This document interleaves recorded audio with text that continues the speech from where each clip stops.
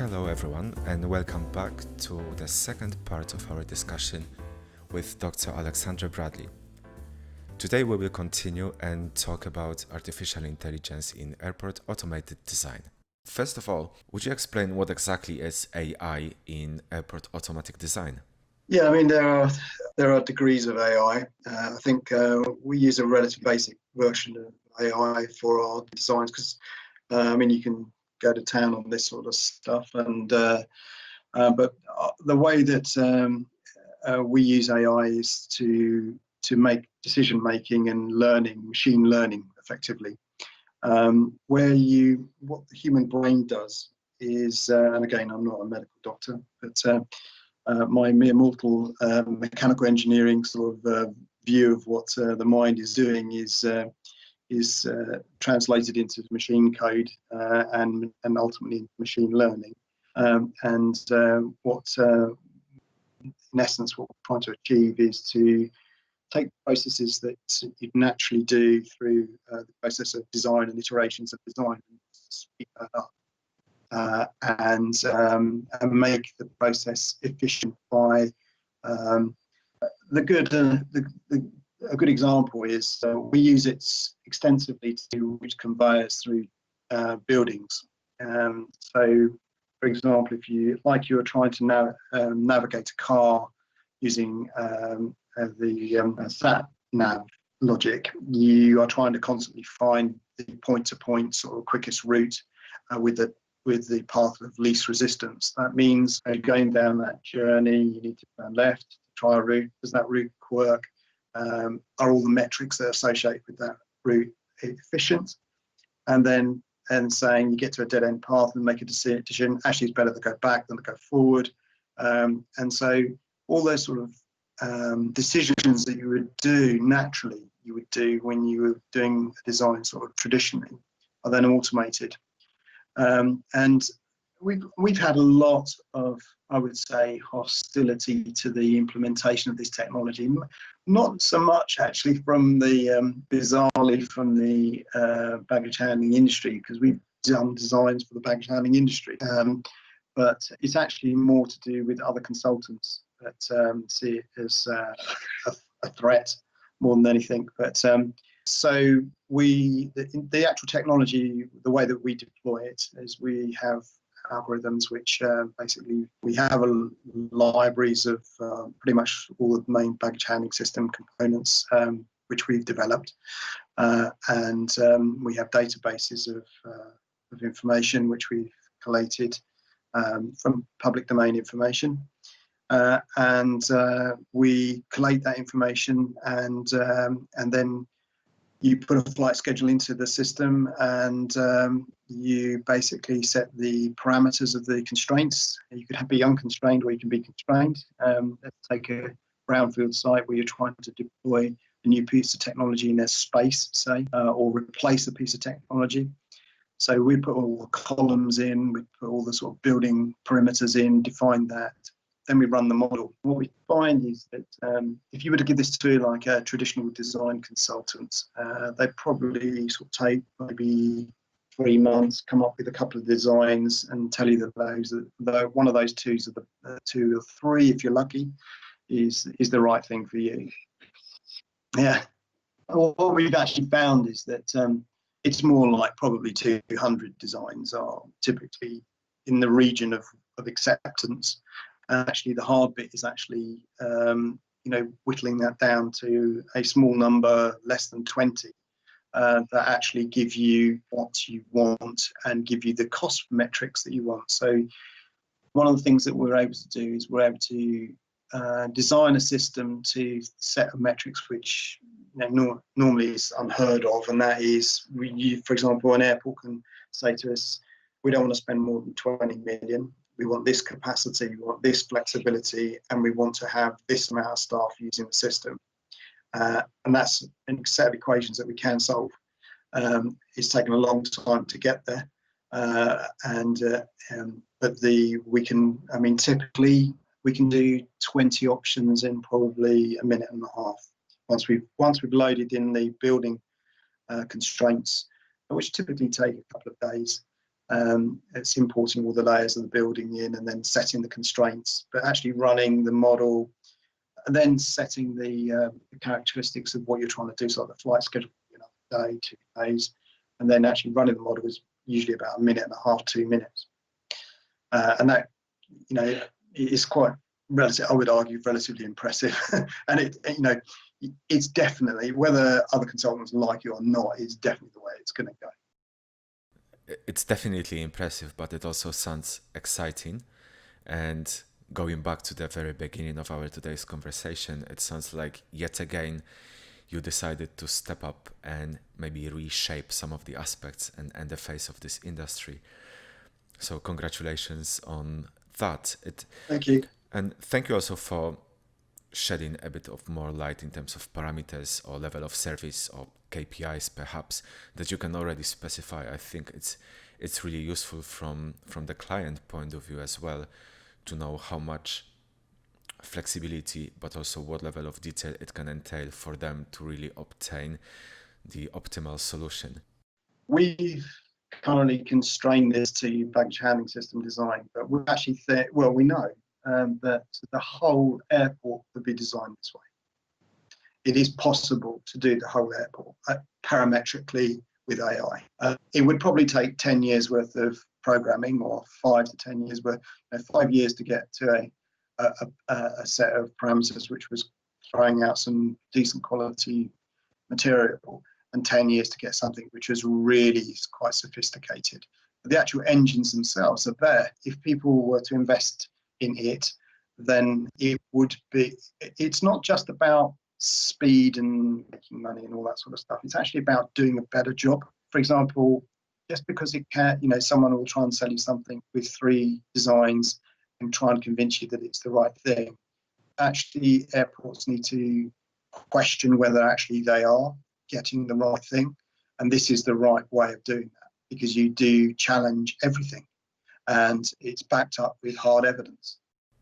It does sound like a viable investment as well. Given the quality of the results and the outputs, it really does seem like the natural progression, and then making it applicable in a more universal way to the whole airport and airport systems for that matter. But in terms of its capabilities, can I just throw in one more question? At the level or at the stage of its design, can you also factor in any sort of level of disruption management and system resilience? Is it something that needs to be addressed separately, or is it something you can already specify? That's a good question. Well, we do have resilience, operational sort of variation. So things like we have a metric in there which is regarded, is known in baggage sort of environments as redundancy, which is actually the ability to process baggage through one or more routes in the event of a single component failure. So we do deal with that, but it's a good question, that, because we tackle, whilst we're constantly looking at sort of operational performance, staff rates and things like that, we do look at single component failures, but and that would manifest itself as typically extra capacity, but the way to then join up that extra capacity, so that say you have 4 X-ray machine process and you wanted to maintain sort of the capability to, if one of those machines goes down, if say 4 machines had a capacity to meet the demand, and then you needed to be able to add an extra machine, the reason that extra machine might be required could be as a separate parallel series machine, or it could be something which is actually shared amongst the capability of all the check-in lines that feed those machines. So we have algorithms which check, see whether that sort of capability is being met and efficiently. But there's more that we've done. I mean, we are a relatively niche sort of consultancy practice. We've been going since 1992, and it takes a lot of commitment and a lot of hard work. And I just think that many commercial organisations are unable to meet that challenge because they have so much commercial pressure.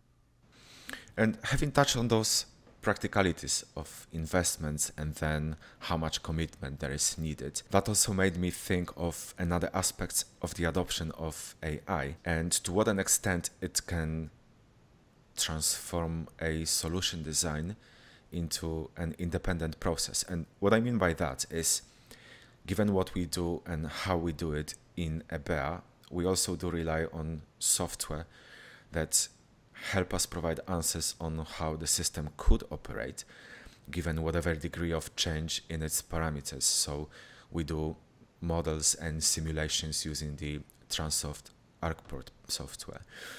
And it's fair to say that it's not as advanced as the AI.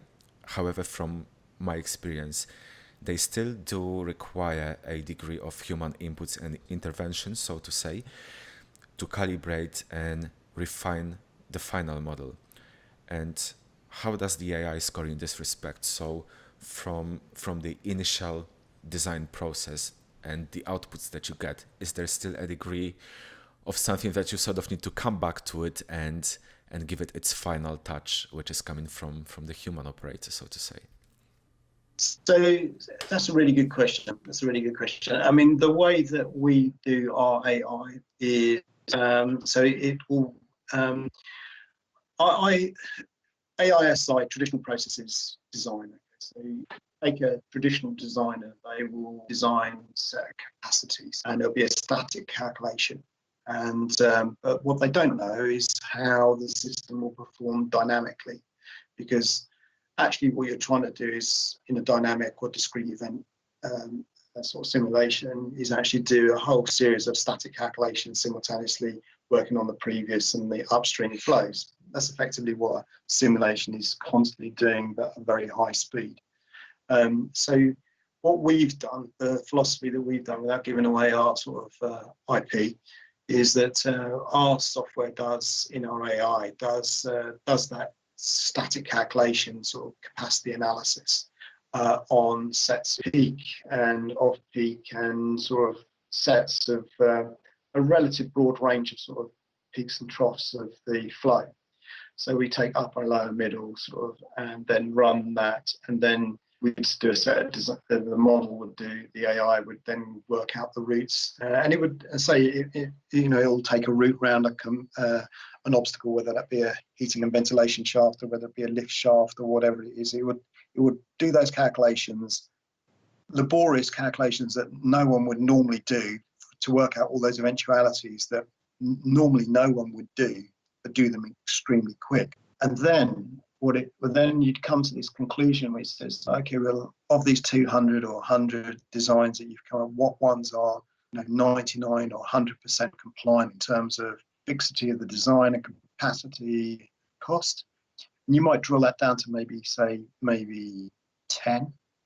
And then we let an operator actually make the human last decision as to what one we think we should take forward to simulation. And then we export that design into the simulation domain, and then the simulation domain tests it dynamically. And I suppose from the simulation, we get probably a 3 or 4% variance on model design. So that's the sort of metric.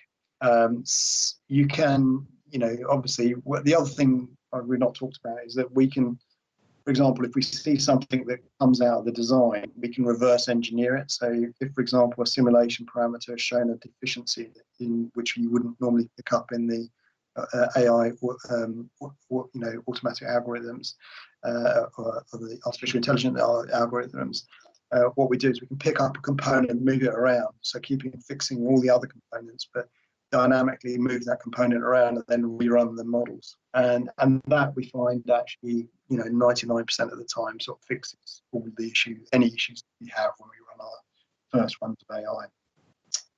But I think what's absolutely, apparent is that, doing it traditionally is just massively off par with what can be achieved through AI. It's massive. And as I say, I think the biggest thing if you take some of this traditional software that's out there, which is all good stuff, it's got a market and all that sort of stuff, but I think if the industry really wanted to move forward, then really AI in the full automated, it's possible, for example, with AI, with a team of maybe 3 people to do the work of maybe 50 people. That's impressive. And it's also very exciting. And listening to the statistics or the level of benefits and advancement that you mentioned, it just makes me smile because I'm already excited about it. There's challenges as well. There's challenges as well with it, though. I mean, it's I think there's some, you need to be a specialist, or you need to be I mean, software. The industry, long after I'm pushing up daisies, the industry will be very different, and it will be, automated. Whether the current teams, people that say whatever they say, the sheer matter of fact is that it is the way it's going to go. Mm-hmm. And just to get a better understanding of more holistic capabilities of the system and what degree of change or difference it really makes for you, you mentioned that a minute and a half is enough to produce roughly 20 designs.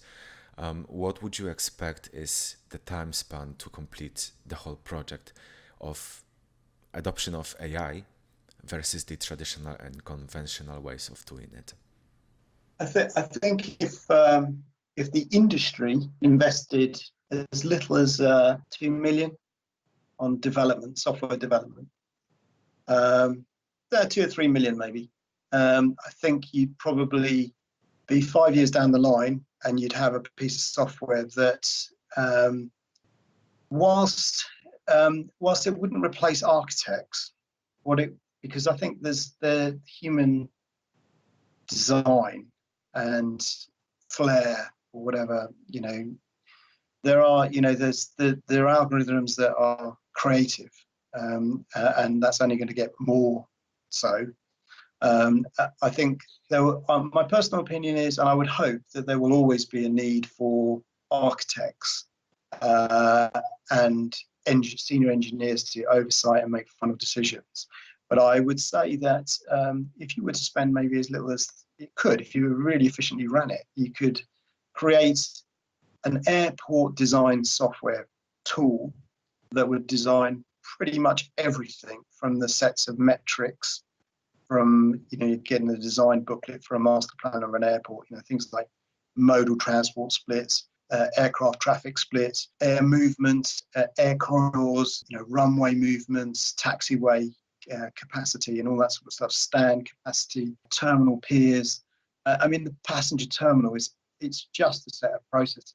I don't know how many people were probably involved in Terminal 5's design. I would think probably 500 or 600, probably for about 6 or 7 years. And I would say that I'll stick my neck out here. I would say probably if you programmed this and had all the metrics, you probably can compress a 6-year piece of work down into a couple of months, maybe something like that. Maybe 4 months. Maybe.